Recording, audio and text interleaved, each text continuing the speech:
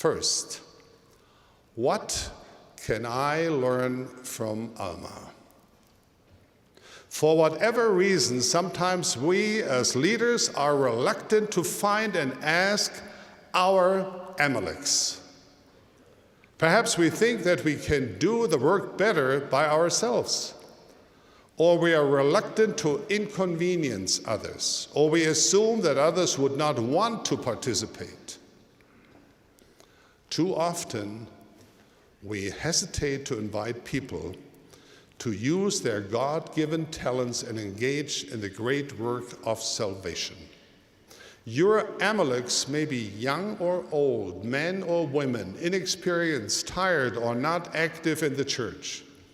But what may not be seen at first sight is that they are hoping to hear from you the words, "The Lord needs you." Second, how am I like Amulek? Perhaps you have over the years become less committed in your discipleship,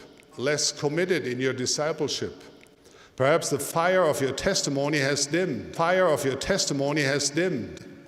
Perhaps you have distanced yourself from the body of Christ. Perhaps you have become disillusioned or even angry. Perhaps like Amulek, you know in your heart that the Lord has called you many times, but you would not hear. David converted to the church some 30 years ago. The more he read these negative materials, the more unsettled he became. Eventually, he asked to have his name removed from the records of the church.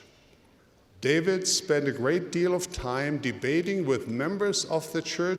Over time, slowly, David did change.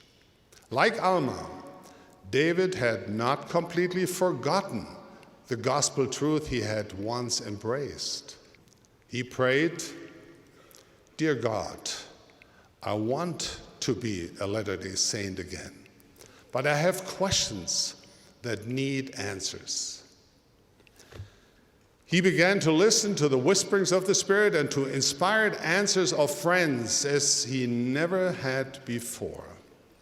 One after another, his doubts turned to faith, until finally he realized that once again he could feel a testimony of Jesus Christ and his restored church.